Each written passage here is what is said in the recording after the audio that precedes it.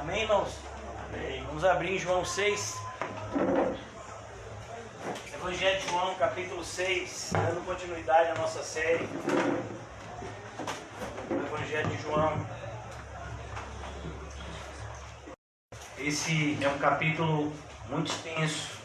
Eu vou precisar da atenção de vocês hoje para que nós possamos concluir um dos capítulos mais extensos da Bíblia, e nós vamos passear por ele durante a noite de hoje, por ele com todo, se Deus assim o permitir.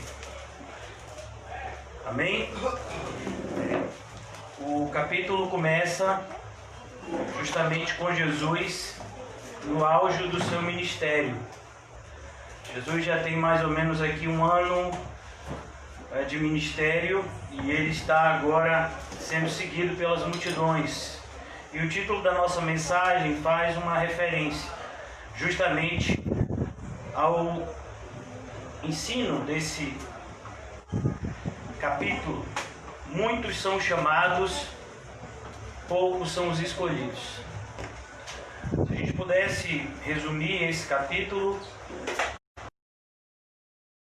usar esse versículo que está em Mateus 22.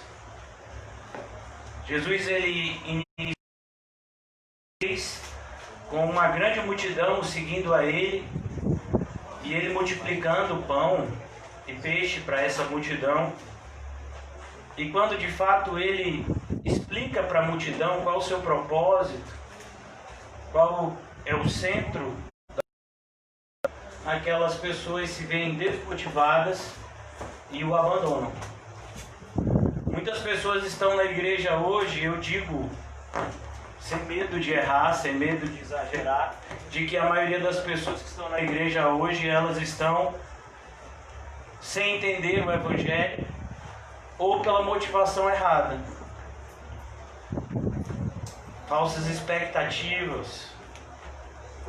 E infelizmente essas pessoas não vão durar muito tempo. E rapidamente elas partirão do nosso meio, e algumas até partirão o nosso coração. Muitas vezes isso já aconteceu, mas o Senhor sempre nos consola nesses momentos. Sem muita demora, eu quero entrar já no capítulo 6, uma vez que o nosso desafio é grande, passear por todo o capítulo 6.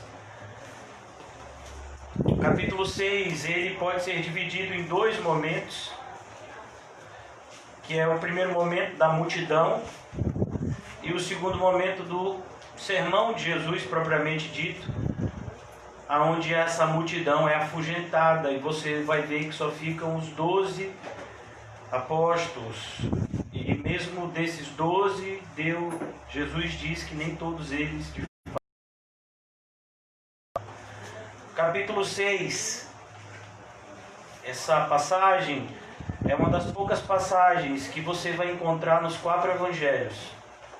O Evangelho de João, como vocês já perceberam, é um evangelho que traz um ponto de vista da vida do Senhor Jesus um pouco diferente dos outros 3 evangelhos. Então, a maioria dos textos de João são somente dele. Mas aqui nós estamos em um raro momento aonde você vai encontrar um paralelo nos outros evangelhos dessa mesma passagem. Mateus 14, Marcos 6, Lucas 9 falam justamente dessa primeira multiplicação dos pães e peixes. Algum tempo depois, Jesus partiu para a outra margem do mar da Galileia. E grande multidão continuava a segui-lo, porque vira os sinais milagrosos que ele tinha realizado nos doentes. Então perceba que a multidão que está seguindo Jesus está seguindo com propósitos que não são corretos. Eles estão seguindo Jesus porque eles acreditam que de alguma forma Jesus vai melhorar a vida deles do ponto de vista material, do ponto de vista humano.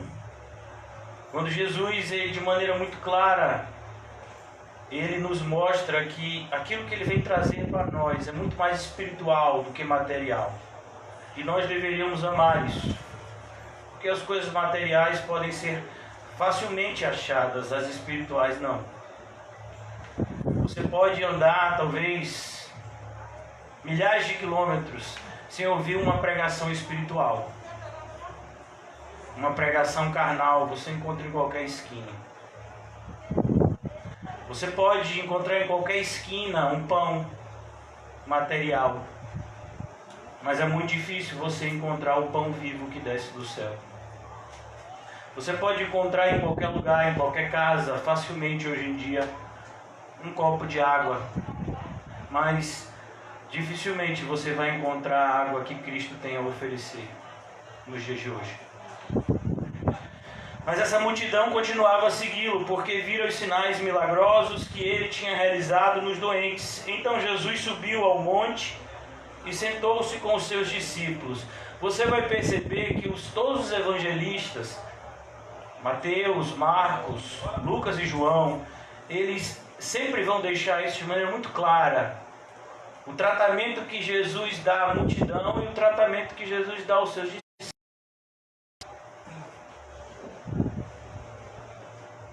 Então Jesus subiu ao monte, sentou-se com os seus discípulos. Estava próximo à festa judaica da Páscoa. Perceba que as pessoas começam a se avolumar. Levantando os olhos e vendo uma grande multidão que se aproximava, Jesus disse a Filipe: onde compraremos pão para esse povo comer? Perceba que Jesus tem uma preocupação com a nossa vida, não somente espiritual, mas também material. Perceba que se nós buscássemos efetivamente o reino de Deus e a sua justiça em primeiro lugar, todas as demais coisas nos seriam acrescentadas. Esse é um versículo, irmãos, que infelizmente pouquíssimas pessoas viveram ele na história da igreja. Buscai, pois, em primeiro lugar o reino de Deus e a sua justiça, e todas as demais coisas vos serão acrescentadas. Vos serão acrescentadas. Precisar buscá-las. O Salmo de número 23, ele termina dizendo: certamente a bondade e a misericórdia te seguirão. Não é você que corre atrás da bondade, é a bondade que corre atrás de você. Quando Jesus de fato é o seu pastor, o seu bom pastor. Então aqui Jesus levanta os olhos e ele vê a multidão se aproximava. E Jesus se preocupa em comprar pão para esse povo. Esse povo estava seguindo Jesus há alguns dias. Pelos outros evangelhos nós vamos perceber que o povo estava lá já há algum tempo seguindo Jesus. E ele fez essa pergunta, aqui João deixa isso de maneira muito clara. Ele fez essa pergunta apenas para pô-lo à prova, pois ele já tinha em mente o que ia fazer. Esse é o mesmo Filipe que vai aparecer mais tarde e que vai dizer para Jesus: mostra-nos o Pai, Senhor. E Jesus vai dizer: Filipe, a essa altura você fala para mostrar o Pai? Eu e o Pai somos um. Então perceba, irmãos, que essa multiplicação de pães, de fato, tenha compaixão e misericórdia daquela multidão que estava faminta, mas Jesus estava querendo mostrar para os seus discípulos que era necessário, na obra de Deus, há uma necessidade de termos fé. Estava conversando isso quando eu estava vindo para cá. É necessário ter fé. Sem fé é impossível agradar a Deus. Sem fé nós nunca aquilo que Deus tem para nós. Esse convite de fé é algo anterior à própria vinda de Cristo. 2000 anos antes da vinda de Cristo, Deus chamou um homem a andar no seu caminho, e o nome dele era Abrão. Depois o nome dele seria mudado para Abraão. Mas enquanto o nome dele era Abrão, Jesus disse: Abrão, é preciso que você ande por fé e não por vista. E aqui ele está mostrando para os seus discípulos que Nós não podemos estar aqui se a gente não acreditar naquilo que a palavra de Deus ensina. Nós não podemos estar aqui se a gente não acredita que a palavra de Deus é a palavra de Deus. Você sabia que tem muitos evangélicos que acreditam que a Bíblia foi escrita por homens e que, portanto, está cheia de erros e coisas semelhantes a isso? Então Jesus, ele faz isso para pôr os seus discípulos à prova. Eles precisavam acreditar. Eles precisavam acreditar naquilo que Deus pode fazer por meio da vida daqueles que creem. Filipe lhe respondeu: 200 denários não compraria pão suficiente para que cada um recebesse um pedaço. Outro discípulo, André, irmão de Simão Pedro, tomou a palavra: aqui está um rapaz com 5 pães de cevada e 2 peixinhos.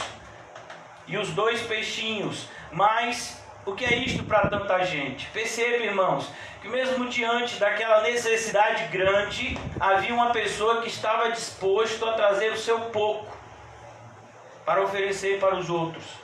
Aqui é o mesmo princípio daquela viuvinha pobre. Esse rapaz, ele só tinha isso: 5 pães e 2 peixinhos, mas ele ofereceu isso em amor ao Senhor, em amor àquelas outras pessoas que estavam ali. Ele podia muito bem guardar aquilo para ele, como Ananias e Safira fizeram. Guardaram uma parte para eles, porque eles não sabiam, vai que lá na frente falta alguma coisa. Mas o princípio bíblico é essa exigência de confiarmos plenamente no Senhor Jesus. É preciso aprendermos a confiar no Senhor Jesus cada vez mais, e não menos, cada vez mais. Outro discípulo, André, ele leva esse rapaz até Jesus. E disse Jesus: mandem o povo assentar-se. Por que Jesus faz isso? Porque Jesus sempre trabalha com ordem e decência, irmãos. Embora muitas pessoas pensem que a igreja é a casa de mãe Joana, embora muitas pessoas acreditem que fazer alguma coisa e o pastor praticamente tem que agradecer que alguém está fazendo alguma coisa, aqui não é assim. Eu espero que nunca seja. Eu espero que a gente não chegue a esse ponto de achar que Deus aceita qualquer coisa. Muitas pessoas perguntam: pastor, eu quero fazer parte da igreja, eu quero participar. Fazer, você precisa ser crente. Você quer que eu pegue isso? Amém. Então, o requisito para que você possa participar das coisas da igreja é ser crente. Você é crente? Você tem algum testemunho de crente na sua vida? Então Jesus, ele ordena: diga que o povo se assente. E havia muita grama naquele lugar, e todos se assentaram, e eram cerca de 5.000 homens, fora mulheres e crianças. Algumas pessoas chegam a dizer que talvez tivesse aqui 30.000 pessoas. Então Jesus tomou os pães, deu graças e os partiu, e entre os que estavam assentados, tanto quanto queriam, e fez o mesmo com os peixes. Depois que todos receberam o suficiente para comer, receberam o suficiente. Eles receberam o suficiente para comer. Não era para ninguém ficar preocupado: e amanhã? Não, é hoje. Cada dia trará os seus próprios cuidados. Eu vejo tantas pessoas que às vezes se preocupam com a aposentadoria e não se preocupam com o dia de hoje. Estão preocupados em receber um benefício que talvez nunca recebam, porque pode morrer antes de receber. E não se preocupam com o dia de hoje. E hoje? Como foi o seu dia? Depois que todos receberam o suficiente para comer, disse aos seus discípulos: ajuntem os pedaços que sobraram. Jesus não gosta de desperdício, nós também não deveríamos gostar. Que nada seja desperdiçado. Então eles os ajuntaram e encheram 12 cestos com pedaços dos 5 pães de cevada deixados por aqueles que tinham comido. Você entendeu? 12 cestos sobraram. E depois de ver o sinal milagroso que Jesus tinha realizado, o povo começou a dizer: sem dúvida, este é o profeta. Não é um profeta, é o profeta. O profeta que Moisés tinha dito que viria no lugar dele. O profeta que o povo esperava, o Messias. Esse é o profeta que devia vir ao mundo. Sabendo Jesus que pretendiam proclamar o rei. Já pensou se você fosse um líder religioso hoje e as pessoas quisessem te proclamar presidente da república? Tem pastor que está se candidatando. Um pastor até que foi preso, né? Pastor Everaldo, não é o nome desse? Que foi apoiado por alguns líderes religiosos na eleição para presidente. Ele teve um escândalo com ele recentemente, não foi isso mesmo? Tantas pessoas querem ser presidente. Pois é, Jesus, ele não quis ser rei, imagine.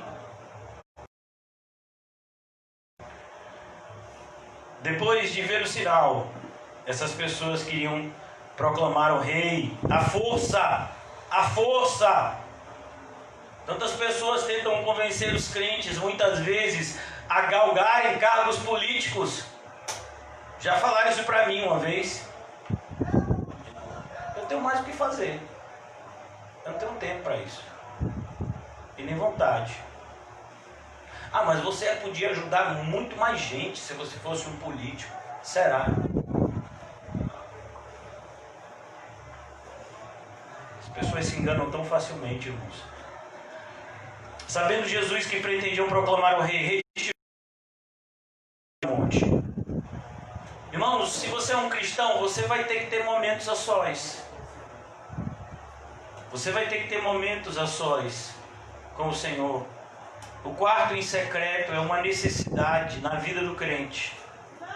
É lá onde nós somos, às vezes, motivados, exortados. Versículo 16. Ao anoitecer, seus discípulos desceram para o mar, entraram num barco e começaram a travessia para Cafarnaum. Já estava escuro e Jesus ainda não tinha ido até onde eles estavam. Soprava um vento forte e as águas estavam agitadas. Depois de terem remado cerca de 5 ou 6 quilômetros, viram Jesus aproximando-se do barco, andando sobre o mar. Você já imaginou isso? Você vê alguém andando sobre o mar, no meio do mar. Eles já estavam no meio, mais ou menos, do lago. 5 ou 6 quilômetros. O lago tinha cerca de 10 quilômetros de largura por 14 quilômetros de comprimento. Eles viram Jesus se aproximando do barco, andando sobre o mar, e eles ficaram com medo. Eles não sabiam o que estavam vendo ali. Mas ele lhes disse: sou eu, não tenha medo. Então resolveram recebê-lo no barco e logo chegaram à praia para a qual se dirigiam. Que coisa maravilhosa. Quando Jesus entra no barco com a gente, as coisas andam na direção certa. Eu queria que você refletisse hoje no seu barco. Jesus está com você? Eu temo que talvez a maioria dos barcos hoje aqui não tenha espaço para Jesus, como não tinha espaço para José e Maria na estalagem, quando ela estava para dar à luz. No dia seguinte, a multidão que tinha ficado do outro lado do mar percebeu que apenas um barco estivera ali, e que Jesus não havia entrado nele com seus discípulos, mas que eles tinham partido sozinhos. A multidão percebeu que Jesus tinha ido embora.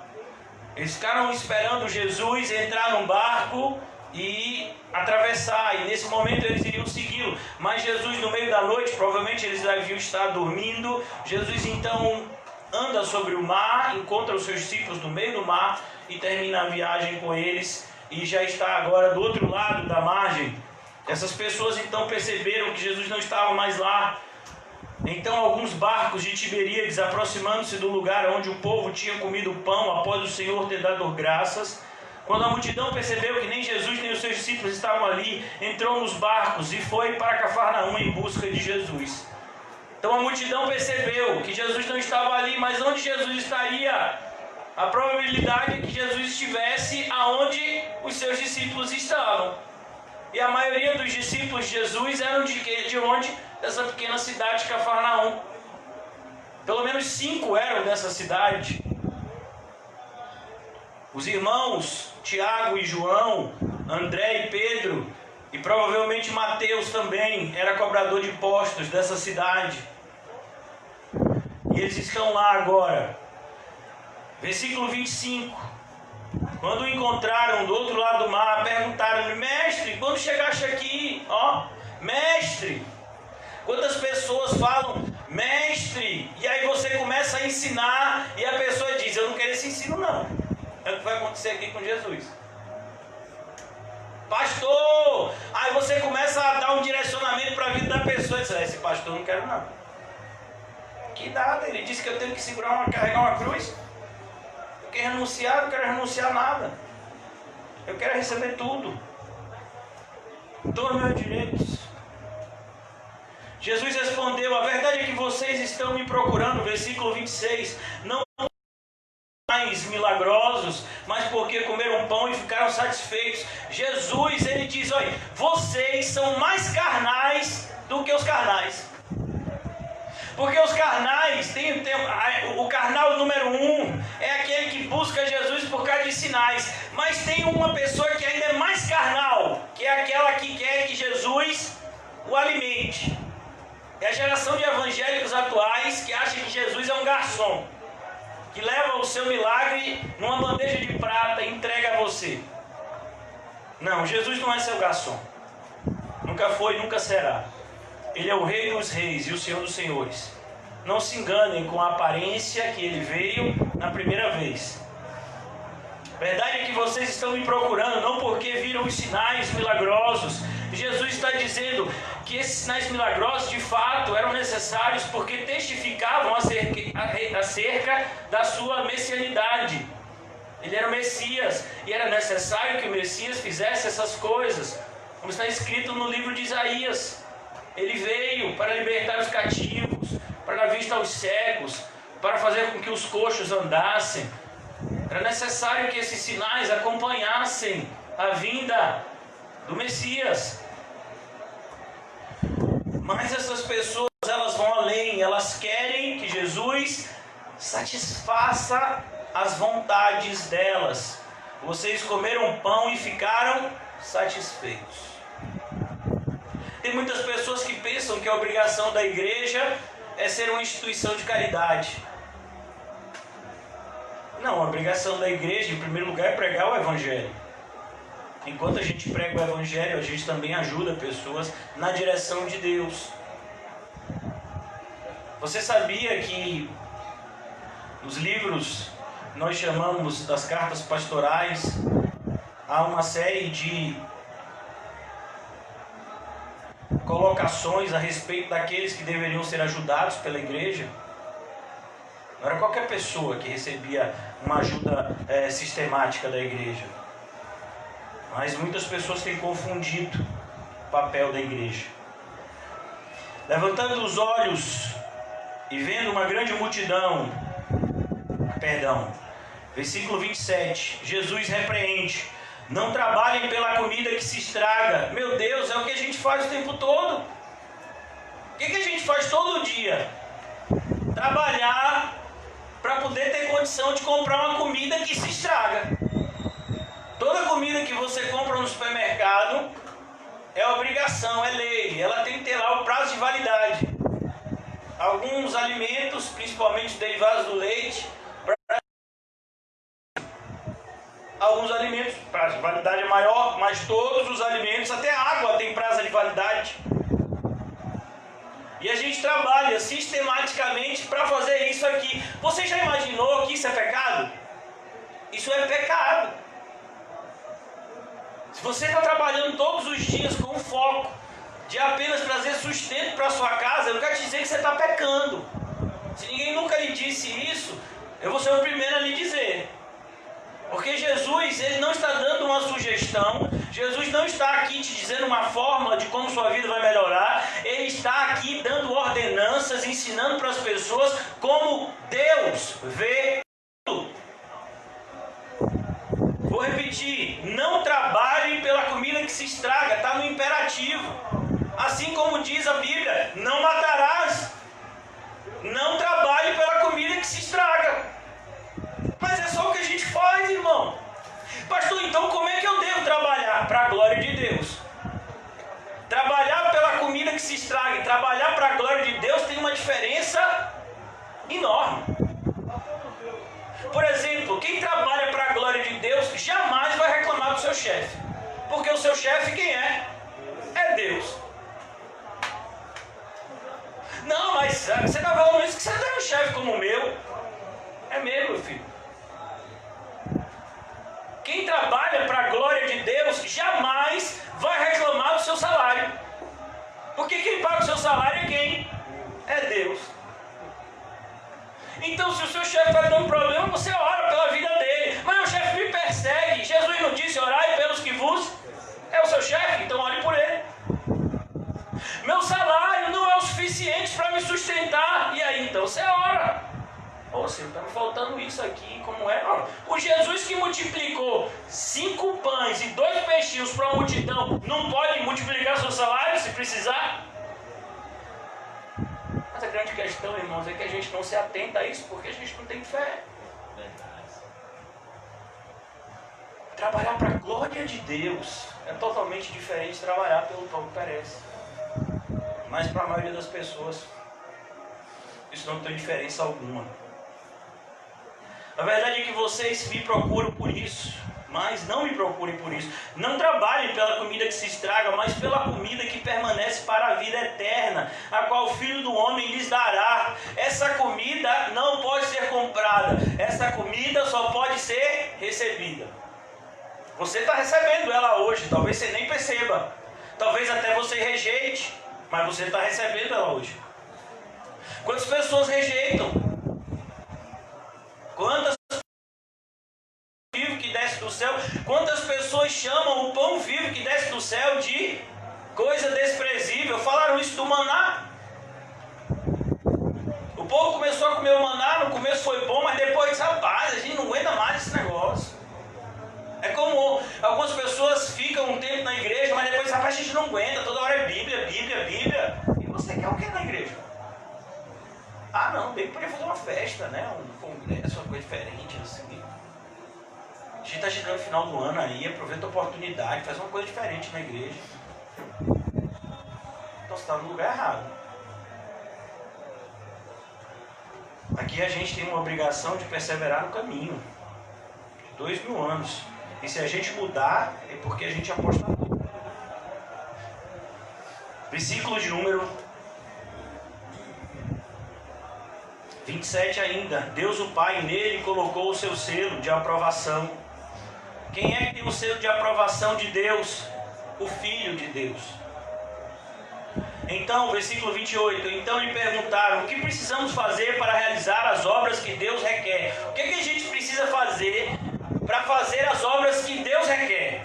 Eu quero muito fazer a obra de Deus. Eu quero fazer a obra de Deus cheia do Espírito Santo. Eu quero que Deus de fato me use poderosamente para a glória dele. O que é que eu preciso? Respondeu, a obra de Deus é esta, crer naquele que ele enviou. Você crê? Jesus vai dizer mais adiante, aqueles que creem em mim farão obras ainda maiores do que a que eu fiz. Eu vou lhe mostrar uma pessoa que creu, o apóstolo Paulo. Olha para a vida dele. E eu trabalhei mais do que todos os outros juntos, mas não fui eu. Foi a graça que operou eficazmente em mim. Olhe para a vida de Cornélio. Olhe para a vida de tantos outros homens na Bíblia. Priscila e Áquila, Lucas. Tantos homens, tantas mulheres que creram no Filho de Deus, que que tiveram as suas vidas transformadas. E a gente olha hoje para a realidade da igreja e a gente fica envergonhado. A gente assiste filmes como Paulo, apóstolo de Cristo, Policarpo. A gente assiste filmes como A Paixão de Cristo, Atos dos Apóstolos, Pedro, A Redenção. Todos são filmes que trazem um ponto de vista bíblico, sim, mas qual é a identidade daqueles cristãos com a gente? Qual é? O que é que a gente se assemelha com aqueles cristãos, irmãos? Aqueles cristãos que estavam dispostos a serem comidos por feras, serem queimados vivos. Qual é a identificação que nós temos com essas pessoas? A gente não pode passar por nada. Nós somos uma geração de evangélicos de porcelana. Qualquer coisa a gente já acha que é demais. Olha, irmãos, vou dizer uma coisa séria para vocês aqui. Se a gente estivesse vivendo há 2000 anos atrás, talvez a gente fosse colocado para fora da igreja. Porque a gente não era crente. O apóstolo Paulo colocou uma pessoa para fora da igreja, você viu? O apóstolo Paulo escreveu uma carta e disse: olha, as pessoas que vivem de maneira desregrada, marque essas pessoas, para que elas fiquem envergonhadas e se arrependam, para que não levem o caminho de Cristo na brincadeira e que o caminho de Cristo não seja mal falado. Mas hoje em dia não, irmão, parece que a gente quer inchar a igreja. Se esse é o seu propósito, irmãos, eu quero te dizer que você está errado. Esse nunca foi o meu. Nosso propósito é encher as pessoas de Deus e nós mesmos estarmos cheios do Espírito Santo. Versículo 28. O que precisamos fazer para realizar as obras que Deus requer? Versículo 29. Jesus respondeu: a obra de Deus é esta, crer naquele que Ele enviou. Você crê, irmão? Você crê? Se você crê, você perdoa. Se você crê, você ama. Se você crê, você suporta. Se você crê, você renuncia. Se você crê, o poder de Deus opera eficazmente por meio da sua vida. A grande questão é que as pessoas não creem. Elas dizem que creem, mas pelas suas atitudes elas negam. O apóstolo Paulo fala sobre isso. Quando ele escreve a Timóteo, ele diz: cuidado com as pessoas que têm a aparência de piedade. Entretanto, o poder da piedade não está na vida delas. Qual é o poder da piedade? Transformar a gente à semelhança daquele que é a própria piedade, que é Jesus.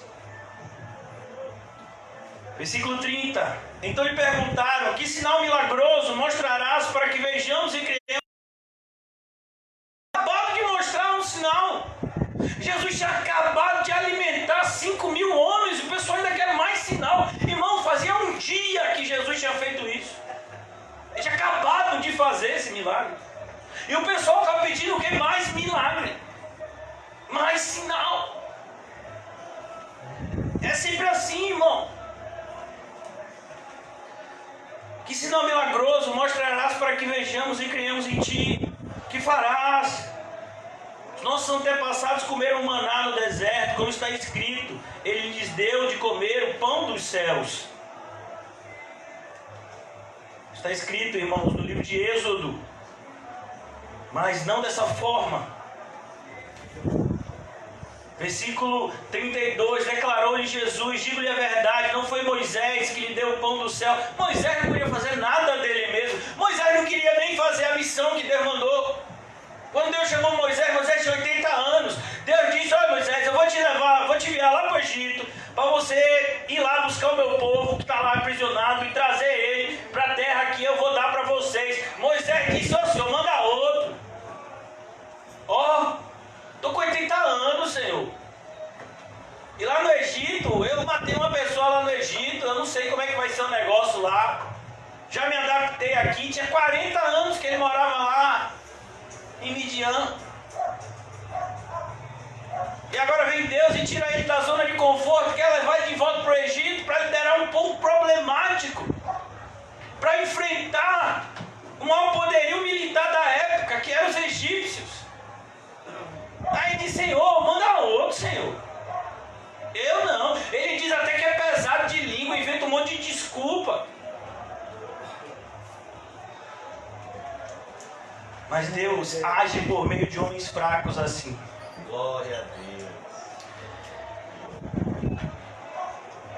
Versículo 32. Digo-lhes a verdade, não foi Moisés que lhes deu o pão do céu, mas é meu Pai quem lhes dá o verdadeiro pão do céu.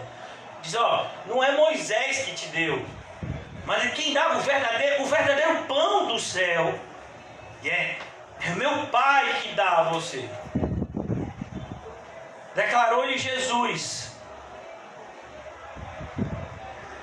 pois o pão de Deus, versículo 33, pois o pão de Deus é aquele que desceu do céu e dá vida ao mundo. Ele diz: o pão de Deus sou eu. E a ideia de pão, irmãos, que fique bem registrado, é a ideia de aquele que nos alimenta, aquilo que nos alimenta, aquilo que nos satisfaz. Jesus é a nossa satisfação. É Jesus que nos dá o vigor. É isso que representa o pão. Vocês se lembram quando Elias estava na caverna, que o anjo foi lá e deu pão e água para ele, e ele teve força para caminhar 40 dias. O pão, ele é esse elemento que dá força, que dá vigor, satisfaz. Jesus, sou eu que faço isso com vocês. Por isso que mais adiante no capítulo 15 ele vai dizer: sem mim nada podeis fazer. Eu sou o pão de vocês. Versículo de número 34. Disseram eles: Senhor, dá-nos sempre desse pão. Igual a mulher samaritana do capítulo 4. Senhor, eles não estão entendendo ainda o que Jesus falou. Jesus vai desenvolver o tema, e quando eles começarem a entender, eles vão embora.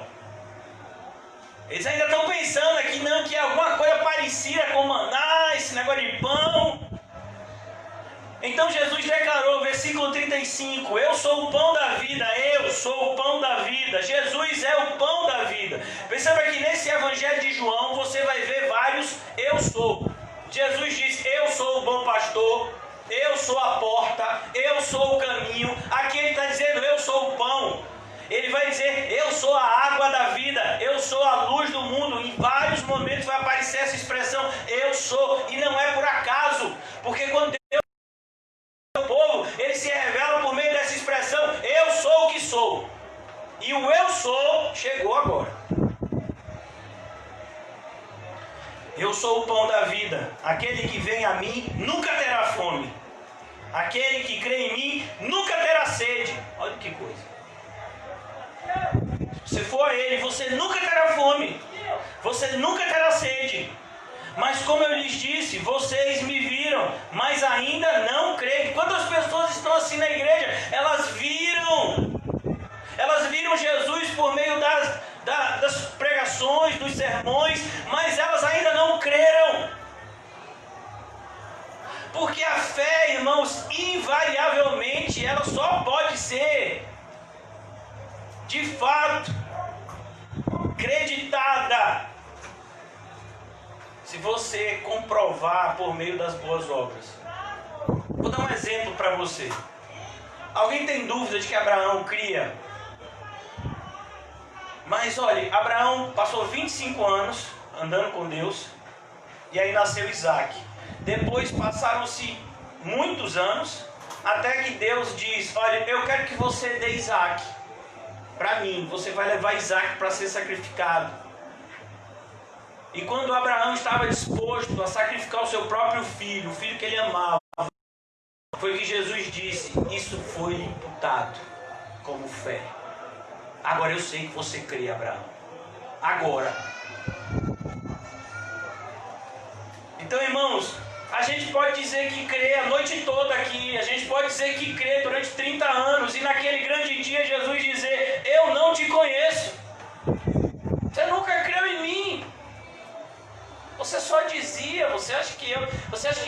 sabe diferenciar aqueles que creem com os lábios daqueles que creem com o coração.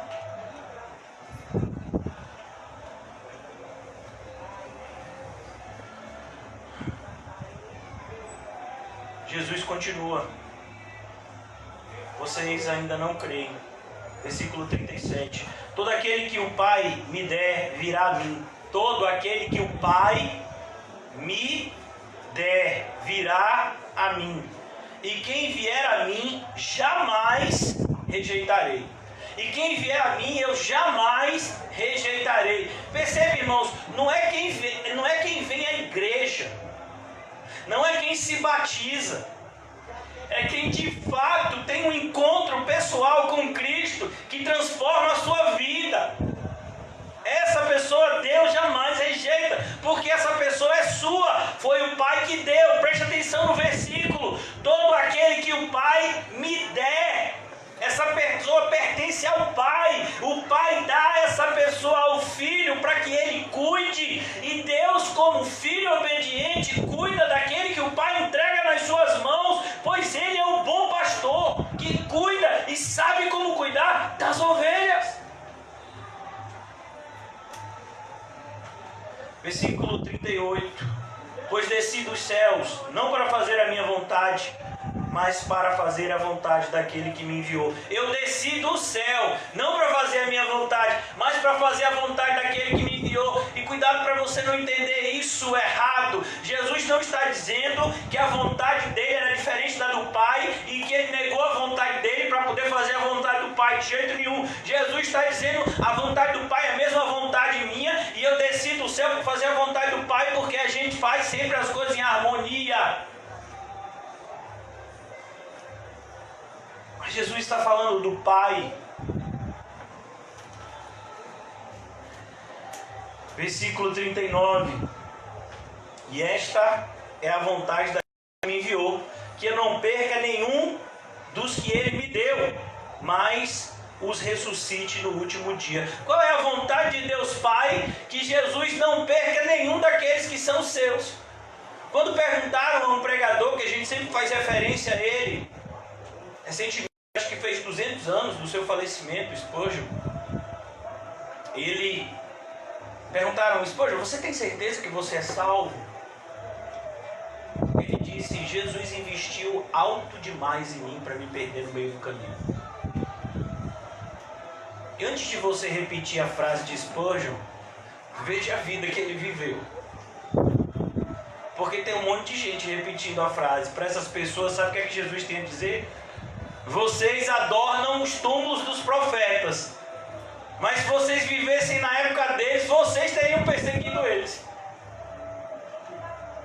Não basta a gente repetir frases, sabe, dos pastores bíblicos do passado. A gente tem que seguir o mesmo caminho, que é o único caminho que leva para o céu. A vida de obediência.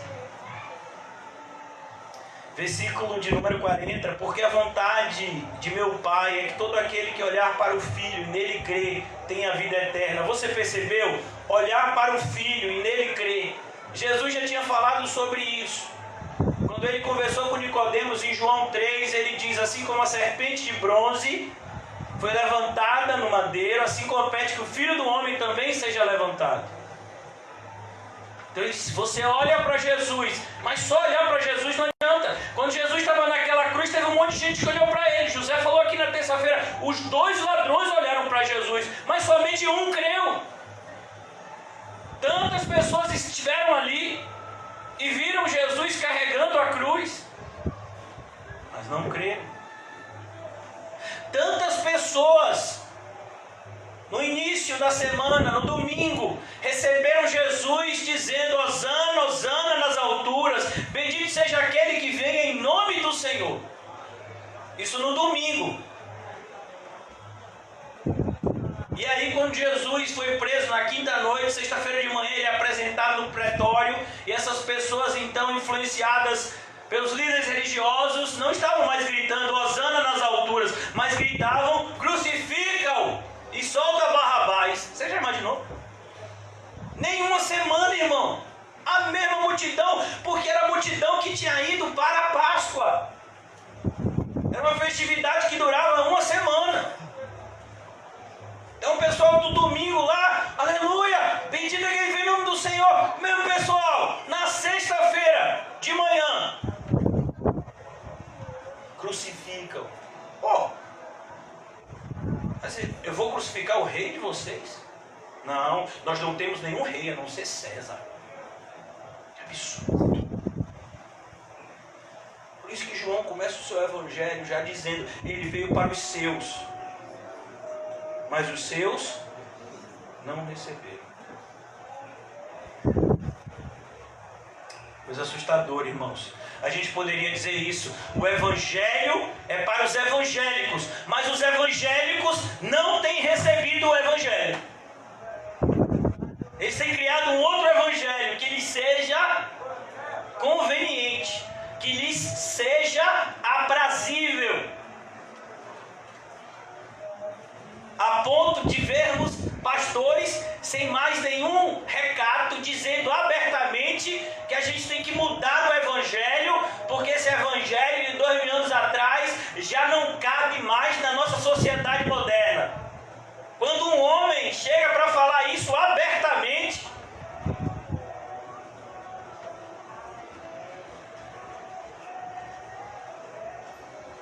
e a vontade de meu Pai é que todo aquele que olhar para o Filho e nele crer tenha a vida eterna, e eu o ressuscitarei no último dia.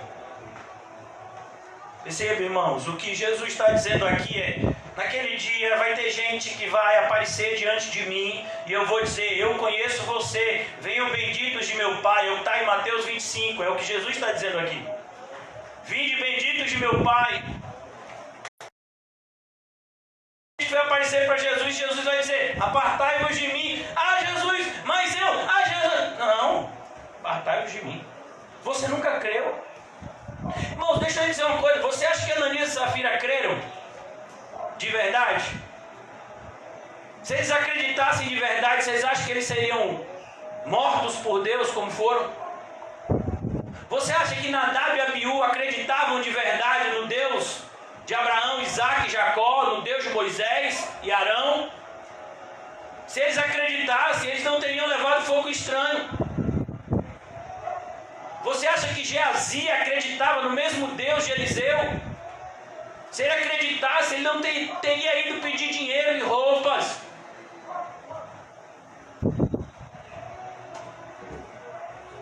Por isso a gente tem que tomar cuidado. O que vai dizer se a gente crê é o que a gente faz, é a maneira como a gente age, a maneira como a gente pensa, a maneira como a gente organiza o nosso dia e vive.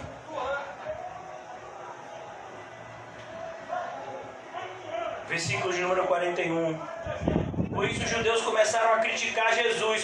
Começaram a criticar, mas não queriam fazer dele rei? É o mesmo grupo, meu filho. Você prestou atenção aqui no capítulo 6? É o mesmo grupo que no dia anterior queria fazer de Jesus o quê? Um rei. Agora já está dizendo, ih, rapaz, esse camarada é problemático. Rapaz, esse camarada, eu sei não, viu? Faz esses sinais aí, mas quando ele fala, rapaz, é difícil de ouvir. Com isso, os judeus começaram a criticar Jesus porque disseram, eu sou o pão que desceu do céu. Ninguém quer aceitar o que Jesus tem a dizer. A gente quer que Jesus faça coisas maravilhosas na nossa vida, mas a gente não quer seguir os ensinos de Jesus. Esse é o fato. A gente quer muito que Jesus cure, a gente quer muito que Jesus faça sinais potentosos na nossa vida, mas a gente não quer seguir a Jesus. Porque seguir a Jesus significa mortificar minha carne, renunciar ao meu eu, abraçar uma vida, muitas vezes, de rejeição, de pessoas que são até próximas. Você estaria disposto a ser rejeitado? A maioria das pessoas não, irmão. Com isso os judeus começaram a criticar Jesus, porque disseram, eu sou o pão que desceu do céu. E diziam, este não é Jesus, o filho de José? Cafarnaum ficava bem próximo de Nazaré. Este não é Jesus, filho de José, não conhecemos seu pai e sua mãe. Como ele pode dizer eu desci do céu? Ó pessoal, vem cá rapaz, esse pastor está dizendo aí do evangelho, pensa que é o seu passado dele? Eu pesquisei a ver ele na internet. Não precisava pesquisar não, meu filho, pode perguntar para mim, eu respondo. Não tem problema nenhum. Eu sei de onde Deus me tirou, você sabe? De onde ele te tirou? Se é que ele já te tirou de algum lugar. Os judeus são um referencial dos evangélicos de hoje. As pessoas olham para mim, para você, e elas veem apenas quem nós fomos. Mas Jesus sabe quem a gente é. Versículo 43, respondeu Jesus: parem de me criticar. Olha que coisa, parem de me criticar.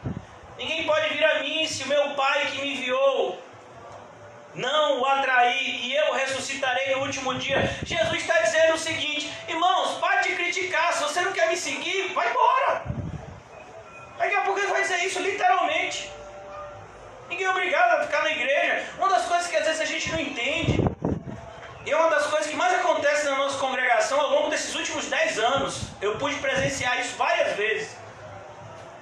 Em várias outras igrejas, o que acontece? Eu falo isso porque eu também já presenciei. As pessoas não estão satisfeitas com a igreja, aí elas pegam, saem da igreja e vão para outra igreja. E ainda ficam de bem com o pessoal da outra igreja, da igreja que saiu. Aqui na congregação, o pessoal fica falando mal do pastor, fica fazendo motim, fica fazendo um monte de coisa. E quando sai, meu filho, sai falando que o pastor é o demônio em forma de gente e dizendo um monte de coisa. Mal sabem essas pessoas que tudo que elas estão fazendo é... Tudo bom, meu irmão? O senhor quer sentar? Não, né? Tá bom, fique em paz. Amém, fique em paz. Qualquer coisa que você quiser, alguém dá uma cadeirinha para o senhor sentar aí fora. Então, ele está dizendo aqui, olha, você é livre para ouvir, para não ouvir, para seguir, para não seguir, você é livre. Mas aqueles que criticam a mensagem de Cristo, eles sofrerão uma condenação muito maior. Você sabia disso? Ai daquele que se levantar contra um servo de Deus. É por isso que tem lá a condenação. Jesus vai dizer, olha, aqueles que me rejeitaram, não vai ter problema, tem perdão para aquele que me rejeitar. Ele pode se arrepender e ele pode crer em mim. Mas aqueles que rejeitaram o Espírito Santo, não há perdão nem nessa vida nem na outra. É isso, é rejeitar essa pessoa que é usada pelo Espírito Santo para abrir os seus olhos, para que o Espírito Santo vivifique o seu coração e faça de você uma nova criatura. Quando você se levanta, não há mais esperança. Você perdeu. A oportunidade foi dada, você perdeu. Por isso que está lá, é o pecado que não tem perdão. Ninguém pode vir a mim se o Pai que me enviou não o atrair, e eu ressuscitarei no último dia. Está escrito nos profetas, todos serão ensinados por Deus. Isso estava acontecendo, todos estavam sendo ensinados por Deus. Deus estava ali diante deles, Emanuel, Deus conosco. Ele estava encarnado na frente daqueles homens e mulheres, mas eles não enxergavam. Por conta da fraqueza aparente daquele jovem homem de 30 e poucos anos. Quantas pessoas rejeitam a pregação porque o pregador não lhe satisfaz? Quantas pessoas seguem os falsos mestres porque eles se travestem de ministros de justiça?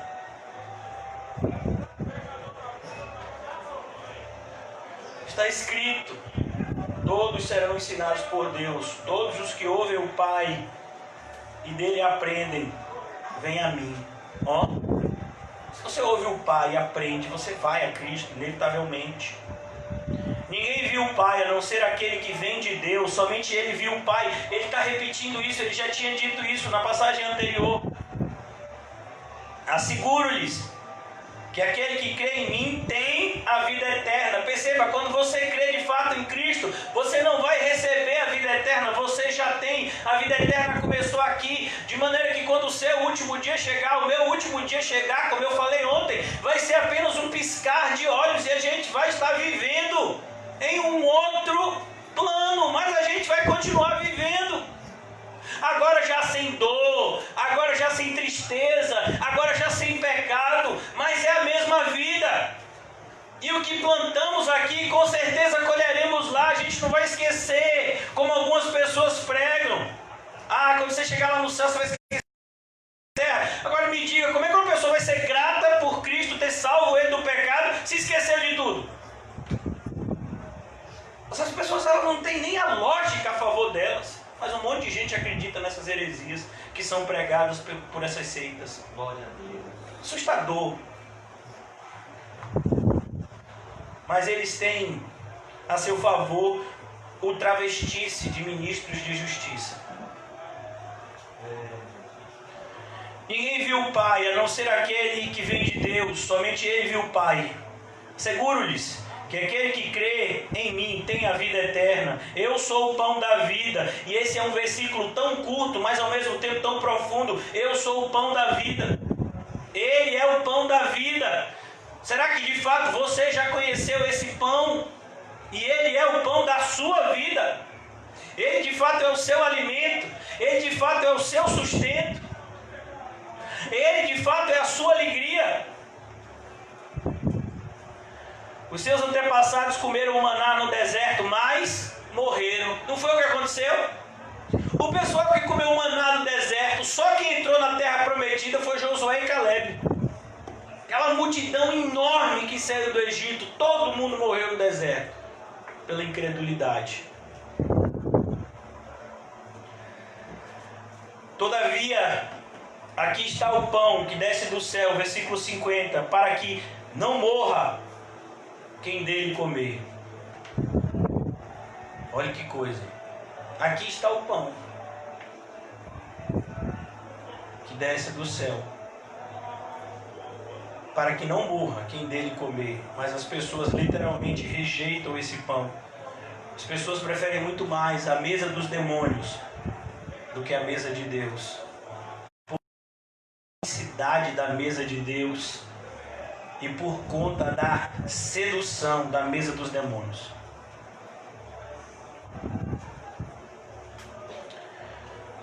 Versículo 51. Eu sou o pão vivo que desceu do céu.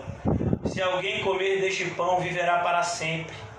Olha como Jesus é enfático nisso. Se alguém comer deste pão, viverá para sempre. Porque Jesus fala que a gente tem que comer do pão. Jesus diz, você tem que me colocar dentro de você. Você não tem que simplesmente ficar me vendo. Você me vê e você tem um desejo tão grande por aquilo que eu falo, que você me traz para dentro de você e eu começo a morar em você. Cristo em nós, a esperança da glória. Quando você come um pão, irmãos, você e o pão são uma coisa só agora. Depois que você pegou o pão, botou na boca, mastigou e desceu, agora você e o pão são um. É isso que Jesus está querendo ensinar, essa unidade que Ele exige. Aqueles que são seus, não basta ver, você tem que se tornar um com Ele. Isso é ser pão, isso é comer do pão. Isso aqui não tem nada de teórico, isso é prático. Você é um com Ele. Você pega Ele, coloca para dentro de você. E você e Ele agora são uma coisa só. Eu sou o pão vivo que desceu do céu. Se alguém comer deste pão, viverá para sempre. Este pão é a minha carne, e eu darei pela vida do mundo. E o mundo aqui, entenda-se, não como universalismo, todas as pessoas vão ser salvas de qualquer jeito. Não, o que Jesus está dizendo é, pessoas de todos os povos, línguas e nações seriam salvos. Não somente os judeus, não somente aquelas pessoas da região de Israel, não somente quem fazia parte do Império Romano, não, mas pessoas de todos os povos, línguas e nações seriam alcançadas. Nós aqui que fazemos parte do que se chama Novo Mundo, foi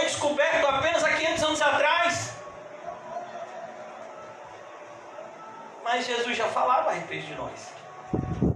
Antes de Cristóvão Colombo chegar nas Américas, Jesus já falava a respeito de nós.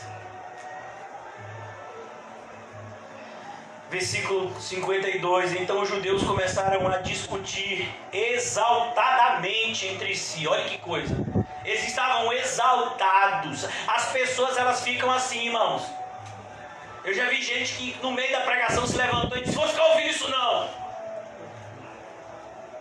Mal sabe essas pessoas que aí caiu o gás.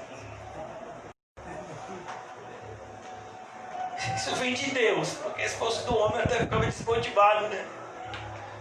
Então os judeus começaram a discutir exaltadamente entre si: como pode este homem nos oferecer a sua carne para comermos? Eles não estavam entendendo nada. Como aquela mulher samaritana que não entendeu quando Jesus falou no primeiro momento da água, como Nicodemos não entendeu quando Jesus falou que precisava nascer de novo. Esse povo também não está entendendo.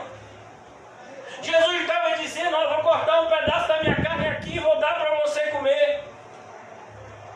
Não, Jesus está falando dos seus ensinos. Quando você absorve os ensinos de Jesus, é como se você estivesse absorvendo o próprio Jesus.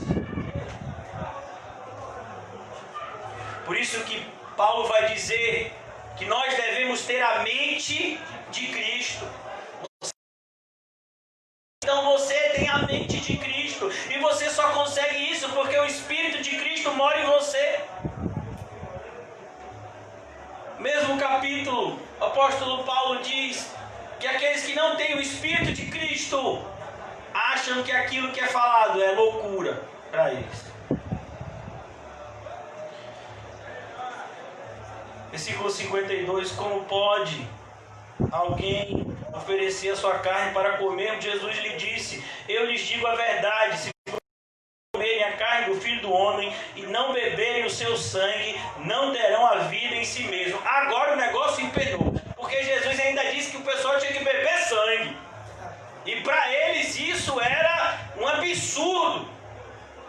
Os judeus não comem sangue de animais. Eles, até para que você entenda isso, os animais que eles consomem, eles precisam ser mortos de uma determinada forma. Eles recebem um corte, de maneira que todo o sangue do animal é tirado, para que eles comam a carne pura, sem sangue.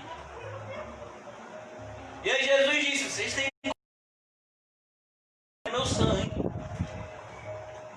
E Jesus está dizendo a minha vida. Por isso que lá no Antigo Testamento é um texto até que os testemunhos de Jeová adulteram como tantos outros. Por isso que o testemunho de Jeová diz que não pode doar sangue, nem receber sangue, porque diz que no sangue está a vida. De fato tem isso no Antigo Testamento, mas em que sangue tem a vida? O meu sangue e o seu, não vale nada. Amém. A não ser para a gente ajudar os outros, né? Doando sangue, como foi o caso aí, para doar sangue para Dylan. Mas valor de salvar alguém, não tem. Salvar do pecado, não tem. Tem uma gota só, já salvaria todo mundo. Aleluia. E ele verteu litros de sangue. Glória a Deus. Então ele está dizendo: vocês vão ter que beber do meu sangue, vocês vão ter que ter a minha vida dentro de vocês. É isso que o apóstolo Paulo entendeu e escreveu: não mais vivo eu, é Cristo que vive em mim. Dizendo, não é o meu sangue mais que está nas minhas veias, é o sangue de Cristo que está em mim agora. Amém. Não sou eu mais que vivo, Cristo vive em mim. É isso que Jesus está dizendo, é o mesmo ensino que a gente encontra em todo o Novo Testamento. Embora algumas pessoas passem por esse texto meio que se escandalizam, mas é um texto simples para aqueles que de fato têm um pouco de familiaridade com o Novo Testamento. Todo aquele que come minha carne e bebe do meu sangue tem a vida eterna, e eu ressuscitarei no último dia. Versículo 54. Jesus é enfático em falar da ressurreição. Eu ressuscitarei no último dia. A ideia é justamente isso: você não vai morrer, você vai ressuscitar para a vida eterna. Amém. Se você acreditasse nisso, meu filho, você não ia ter medo da morte. E um cristão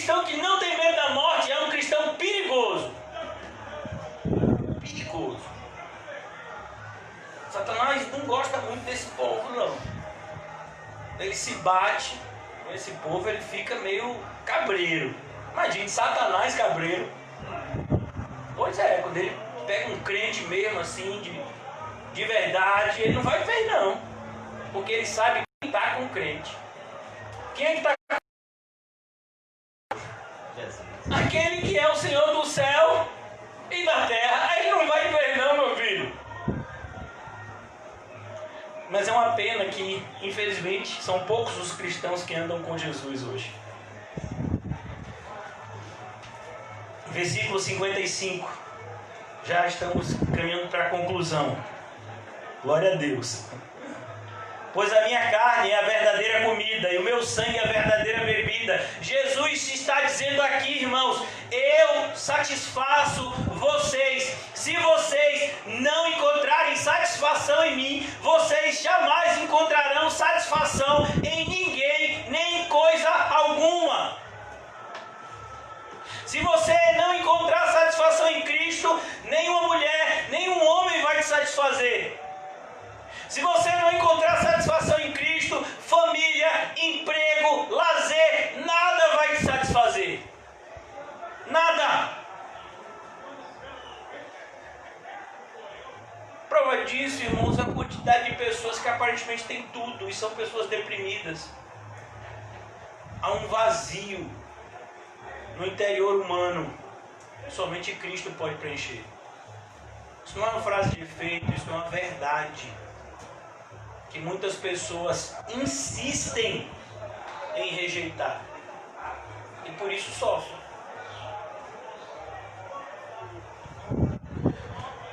Versículo 57, versículo 56.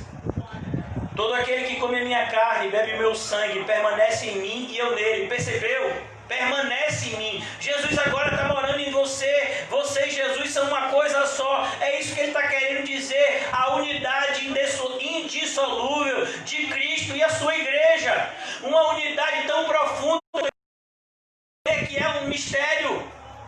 A unidade mais próxima, a maior unidade aqui na terra, a unidade de marido e mulher. E Paulo usa isso como um referencial para falar de Cristo e da igreja e diz, mas não se engane, a unidade de Cristo e sua igreja é infinitamente superior, porque a unidade do homem e da sua esposa só vai até a morte. A unidade de Cristo e a sua igreja dura a vida eterna inteira. A unidade de Cristo e sua igreja já existia antes da nossa própria existência, porque o nosso nome estava escrito no livro da vida antes. Por isso que Paulo fica assim maravilhado e diz, a unidade de Cristo e sua igreja é um negócio assim, com essa quantidade de neurônios que a gente tem aqui, não dá para entender. A gente vai ter que esperar lá, para entender a profundidade. Da mesma forma, versículo 57, da mesma forma como o Pai que vive e me enviou, eu vivo. Assim aquele que se alimenta de mim viverá por minha causa. Quem se alimenta de Cristo vive por causa de Cristo. Não trabalha pelo pão que perece, trabalha para Cristo. Olha, vou repetir de novo, irmãos. É a conclusão daquilo que ele começou lá embaixo. Da mesma forma como o Pai que vive me enviou, versículo 57, eu vivo por causa do Pai. Assim aquele que se alimenta de mim viverá por minha causa. Quem se alimenta de mim agora vive por mim. O viver é Cristo e o morrer é lucro. Por que Paulo falou essa frase? Porque ele conhecia esse princípio. O viver é Cristo. E aí então morrer é lucro. Porque você morre e vai para o céu. E aí o céu é infinitamente melhor que aqui. Aí é lucro.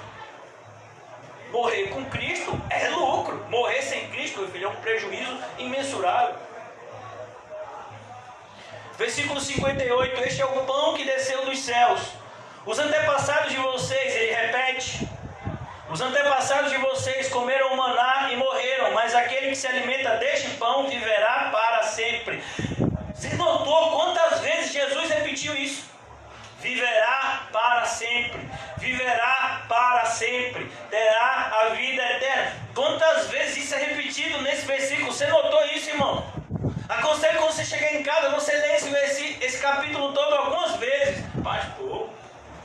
acreditei nem quando você estava lendo aqui.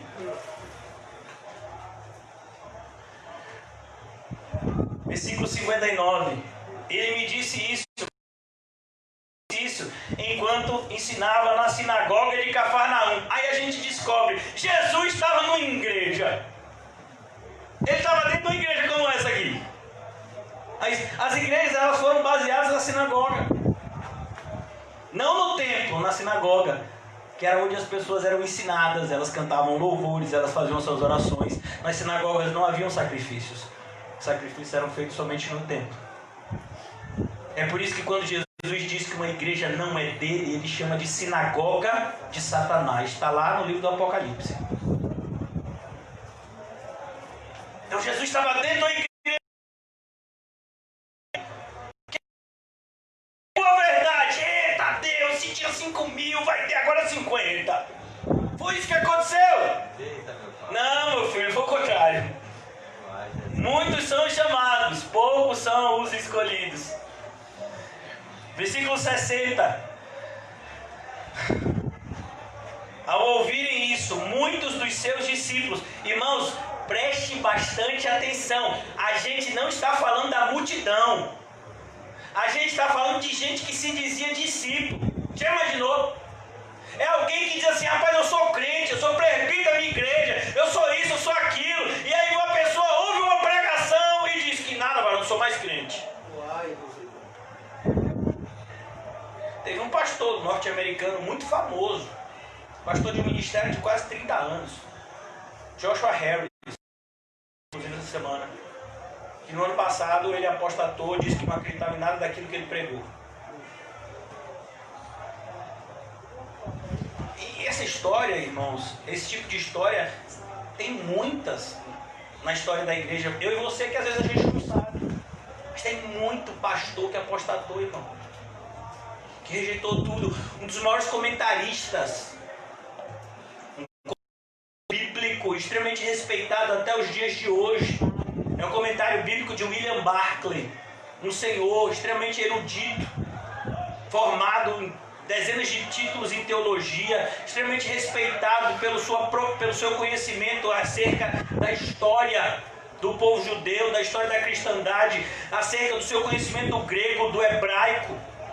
E ele fez um comentário do Novo Testamento que até hoje é um dos mais respeitados no meio teológico, mas no final da sua vida ele negou tudo aquilo que ele escreveu e disse que não acreditava em Cristo.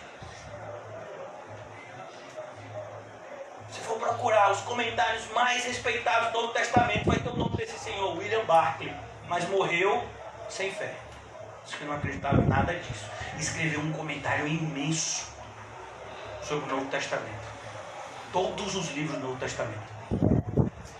Exemplos como esse tem tantos, irmãos. Socorro. E tem centenas de apóstatas que não saíram da igreja, estão dentro, mas negaram a palavra de Deus há muito tempo. Discípulos, pessoas que foram discípulos por um tempo, se identificaram com a mensagem de Cristo por um tempo, só que quando essa mensagem foi afunilando, essas pessoas foram embora. Quando elas perceberam o princípio que a quem mais é dado, mais é cobrado, elas foram embora. Que nada, eu já fiz o que eu tinha que fazer. Você já fez o que você tinha que fazer? Agora que está afunilando, agora que você tem que fazer mais.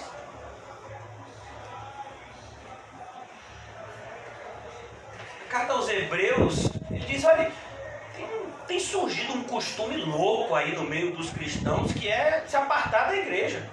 Olha, essa carta foi escrita há 1900 anos atrás.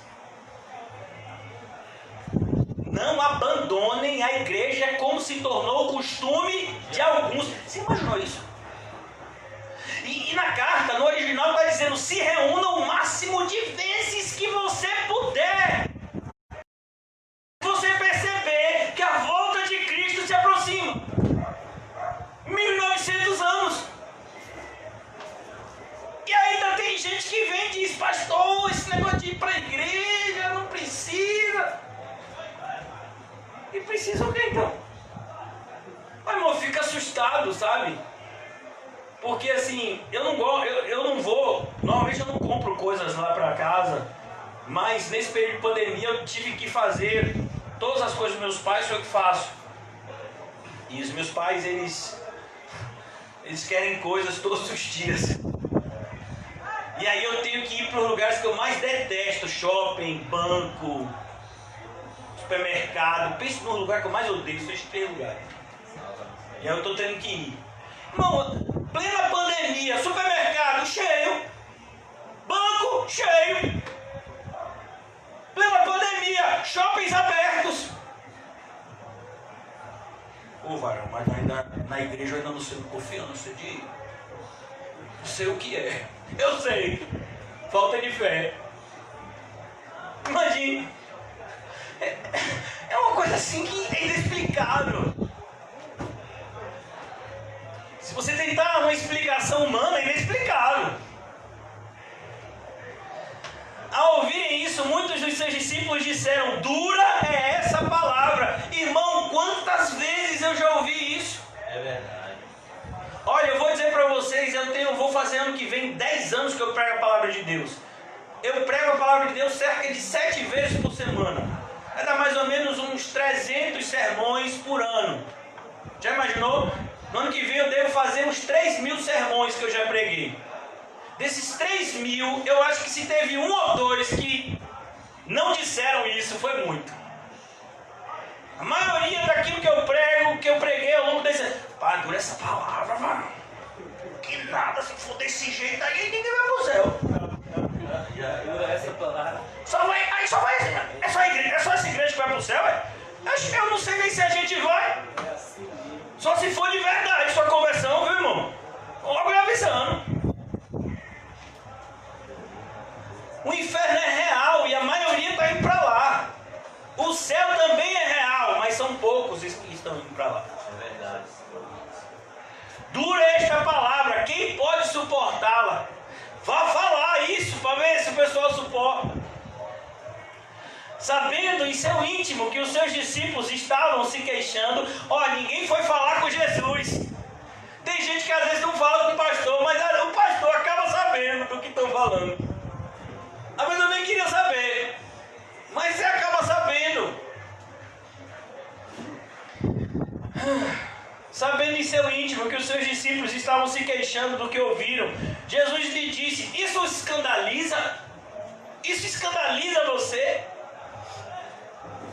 O que acontecerá se vocês virem o Filho do Homem subir para onde antes estava? Jesus está falando da sua ascensão.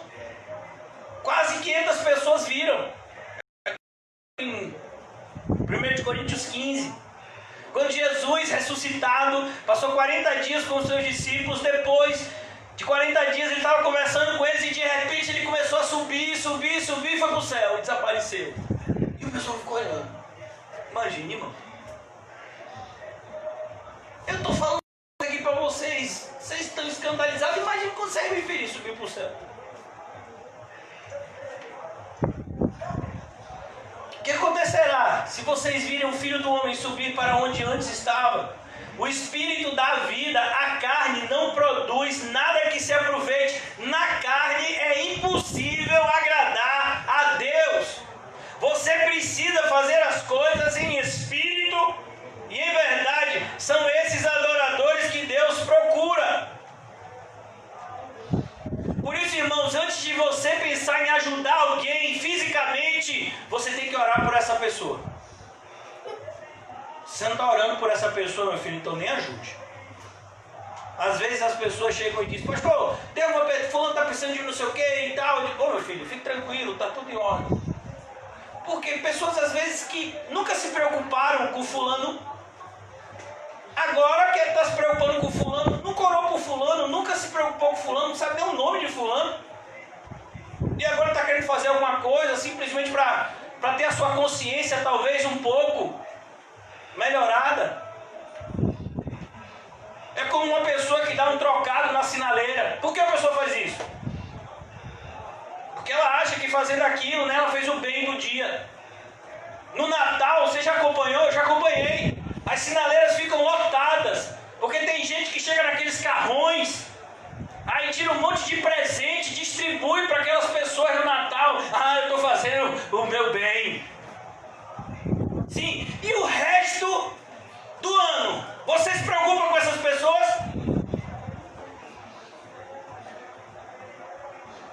Hipocrisia é algo que Deus odeia.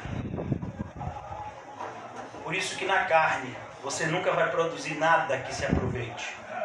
As palavras que eu lhes digo são espírito e vida. Por isso a Bíblia é tão importante, para que você tenha um referencial de como agir. Você vai agir conforme você pensa. Então, se você é cristão, você deve pensar biblicamente. Porque a Bíblia é a palavra de Deus. É a maneira de Deus enxergar o mundo. E é assim que nós, que somos de Deus, devemos enxergá-lo também.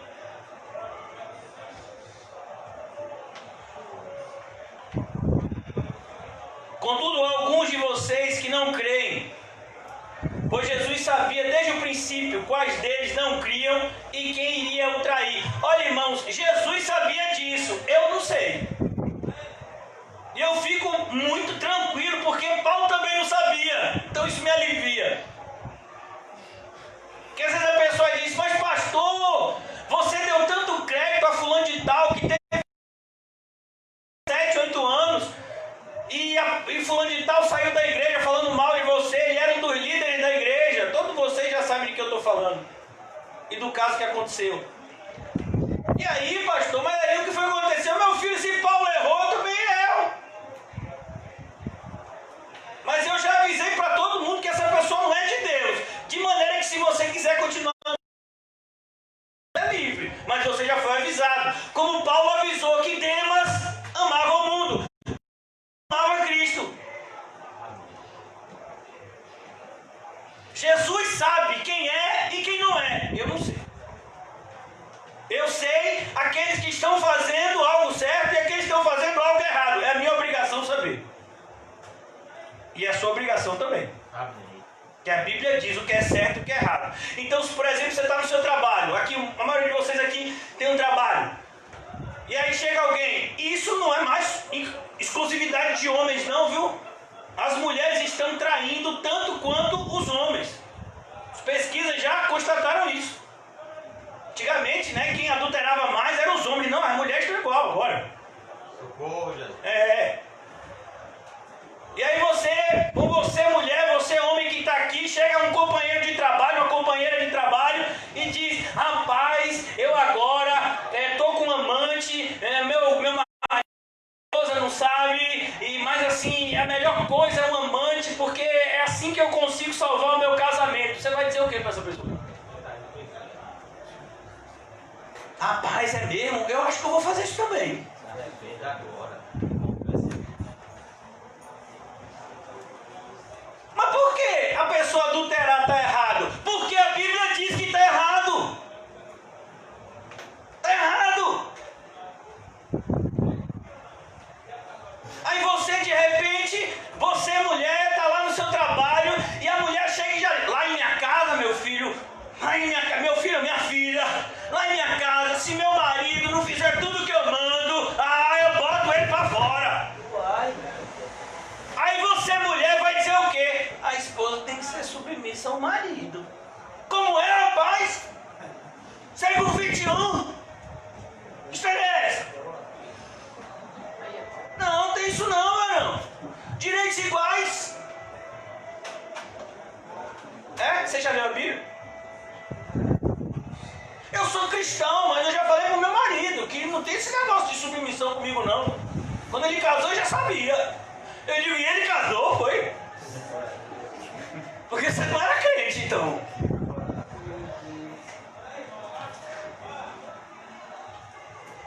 Então a gente fica assustado, irmãos. A gente fica assustado.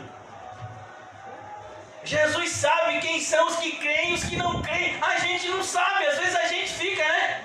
O irmão José, a gente chega a determinadas pessoas, a gente diz: fulano tá firme, fulano tá, rapaz, que alegria, daqui a pouco fulano, oh meu Deus. Foi o que aconteceu com fulano, oh meu filho, quero nem falar. fulano foi pro mundo. E agora, mais 7 demônios entraram na vida dele. E o terror da última casa foi pior do que o da primeira.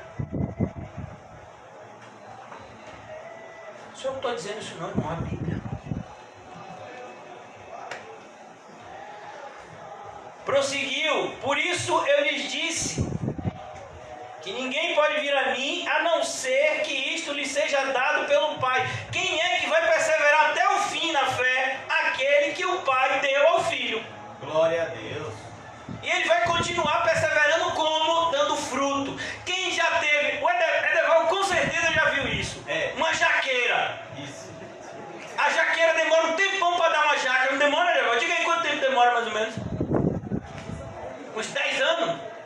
Demora um tempão, mas depois que ela dá jaca, todo ano você pode buscar que lá tem o quê? Jaca. É verdade. E se a jaqueira parar de dar jaca, meu filho, é porque ela morreu. Assim é um cristão. Ele está dando fruto o tempo todo. E se parou de dar fruto é porque morreu. Socorro. Ô, fulano estava assim firme, mas aí ele deu uma esfriada assim. Não deu esfriada não, meu filho. Morreu. Todo ramo que não estando em mim, todo ramo que estando em mim não der fruto, o que vai acontecer? O jardineiro corta e joga fora. Mas eu estou em Cristo, e cadê o fruto? Você está ocupando espaço. Cristo nunca criou nada inútil. Quando ele criou as árvores, vocês já viram Gênesis? Deem sementes, deem frutos. Quando ele criou os animais, ele disse multipliquem.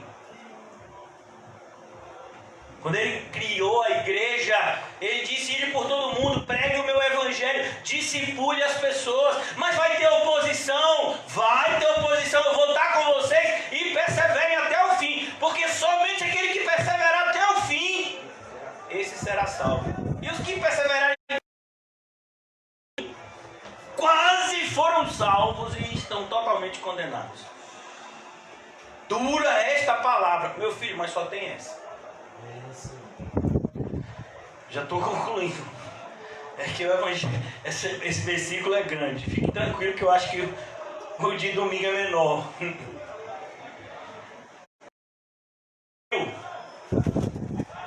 Versículo 66. Naquela hora em diante, muitos dos seus discípulos voltaram atrás e deixaram de segui-los. É a segunda debandada. Teve a primeira debandada no versículo 60 e agora no versículo 66 a segunda. Já imaginou, irmão? Que nada, varão, nem reconhece o que eu faço. Eu me esforçado, tenho feito as coisas tudo lá na igreja, o pastor não fala nem meu nome no microfone. Fica falando o nome de quem tá, sei lá, varão, sem reconhecimento. Meu filho, se você quer reconhecimento de alguém, está no lugar errado. Olha, chegou a comida. Deixa eu ver. Então a gente tem que entender, irmão, qual é o reconhecimento que você quer, o de Deus ou dos homens? Qual é o reconhecimento que você quer? Daquela hora em diante, muitos dos seus discípulos voltaram atrás e deixaram de segui-lo. Jesus perguntou aos 12: vocês também não querem ir? É o que eu estou perguntando para vocês. Eu não sou Jesus não, mas eu sigo ele. Vocês também não querem deixar? A gente fecha a igreja. E aí, vamos fechar a igreja? Se todos vocês desistirem, a gente fecha aqui, eu vou pregar em outro lugar. Ano passado, ano retrasado, tentaram me expulsar da igreja lá na boca do rio. E eu disse: não, meu irmão, se vocês quiserem ficar aqui, vocês podem ficar, eu vou pregar em outro lugar. Eu fui chamado para pregar. Não fui chamado para administrar a igreja, nem pregar, nem fundar a igreja. Vocês querem que eu saia? Eu saio. Vou pregar em outro lugar. O meu chamado é pregar. Esse é o meu chamado. Prega a palavra. Eu prego. Já preguei em marquise, já preguei em rua, já preguei isso que José está fazendo agora, meu filho. Eu já fazia antes, ó. Já preguei no último andar de um prédio, meu filho, que o vento era tão grande que na hora de abrir a Bíblia Bíblia, era um treino, você não sabia se havia Bíblia, se círculo se segurava. Já orei num lugar que tinha uma cobra no meio da oração, lá na Roça da Sabina. Acho que José me pegou esse dia, não pegou, filho, da cobra? Na casa de Aroeira. Foi. Rapaz, meu irmão. E ele dizendo, não morde não. E a cobra veio aqui, ó. Ele disse, ali eu olhei de olho aberto. Que Jesus disse, sede prudentes. E a cobra assim, a gente orando, e a cobra assim, ó, subindo. Eu digo, essa cobra vai vir pra mim. Socorro. Eu tava conversando com um irmão da igreja, ele dando risada. Que eu preguei num lugar que até hoje é um dos lugares mais perigosos de Salvador, talvez até do Brasil. Ele disse que eu tava pregando, eu nem lembrava desse dia, que eu tava pregando no estudo, de repente começou um tiroteio a poucos metros, e eu continuei no estudo, e todo mundo ficou olhando pra mim, pensando que eu ia parar o estudo. Eu digo, não, irmão, vou continuar. Rapaz, esse pastor é doido, varão. Olha o pipoco. Eu digo, vou fazer o quê? Algum de vocês estava nesse dia? Acho que Gil estava no dia, não foi, Gil? É que minha memória não aguenta, não. Imagina, irmão, mais de 300 sermões por dia, você acha que eu vou lembrar? Sermões por ano. Teve um desses que foi tiroteio, meu filho, pertinho. É como se a gente estivesse aqui e o tiroteio fosse ali na esquina. Pá, pá, pá. O pessoal, ih, rapaz, e aí, pastor, termina? Eu digo, não, vou terminar aqui. Vou concluir, a gente termina. Irmãos, quantas pessoas ao longo desses anos retrocederam? Quantas pessoas? Daquela hora em diante, muitos discípulos voltaram atrás e deixaram de segui-lo. Jesus perguntou aos 12, vocês também querem ir? Essa é a pergunta que a gente faz, irmão. Ó, irmão, quer dizer uma coisa para você, crente. Se prepare, viu?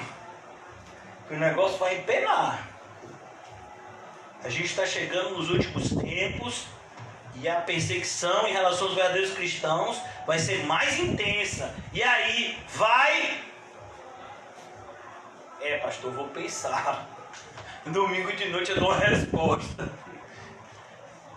Simão Pedro respondeu, versículo 68. Senhor, para quem iremos? Perceba, Simão responde em nome do colégio apostólico, em nome dos 12. Ele não fala de si mesmo, mas ele fala como representante do grupo, como se eles tivessem conversado entre eles. Tu tens a palavra de vida eterna. Simão Pedro disse, pastor, a gente até pensou. Jesus, a gente até pensou em dar uma ida aí com esse pessoal, mas aí o Senhor falou tanto de vida eterna que a gente ficou com medo de perder ela. Por isso que eu falei para vocês, durante a ministração, quantas vezes Jesus falou de vida eterna aqui? Chegar em casa, se você ler, você vai riscar. Quantas vezes Jesus fala da vida eterna, da ressurreição do último dia? Os únicos que prestaram atenção foram esses 12. Para quem nós iremos? Só o Senhor tem a vida eterna. O Senhor falou, a gente viu, ouviu. Nós cremos e sabemos que Tu és o Santo de Deus. Tu és aquele que abre a porta do céu para a gente entrar, Jesus. Como é que a gente vai para outro lugar? Para outra pessoa? Versículo 70. Então Jesus respondeu, e aqui dói, viu? Não fui eu que os escolhi, os 12. Todavia um de vocês é um diabo. Já imaginou isso? A palavra diabo, irmão, significa um de vocês é um adversário. Aqueles 12 deviam estar o quê? Trabalhando juntos para ajudar Jesus. Mas tinha um deles que era adversário de Jesus e estava lá. Quem era ele? Todos nós sabemos. Judas Iscariotes. Mas a essa altura os outros ainda não sabiam quem era Judas Iscariotes. Ele ficou lá. Ele não foi embora com os outros discípulos, não. Ele ficou. E ele se referia a Judas, filho de Simão Iscariotes, que embora fosse um dos 12, mais tarde haveria de traí-lo. Por isso, irmãos, que esse capítulo fique extremamente registrado na nossa mente e marcado no nosso coração, que muitos são chamados, mas poucos são os escolhidos. Ó Deus, nos ajuda a sermos contados como os Teus escolhidos. Dai-nos, ó Pai, da Tua graça, para que sejamos ramos, que o Senhor produza muito fruto por meio da nossa vida, Senhor. Não nos deixe, Senhor, viver uma vida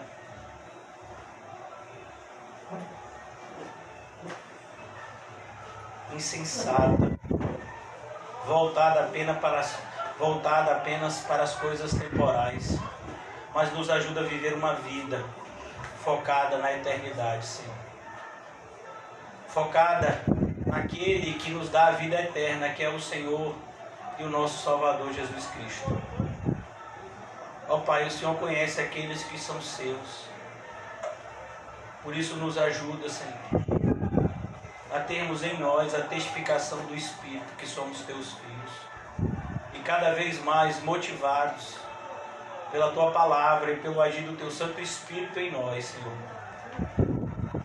possamos nos tornar pessoas diligentes e operosas em toda boa obra. Abençoa-nos, Senhor, como uma igreja que dá fruto. Em nome de Jesus, amém e graças a Deus. Amém, irmãos? Saúdem-se mutuamente com um olhar santo e não se esqueça de dizer a você mesmo: muitos são chamados, mas poucos são os escolhidos.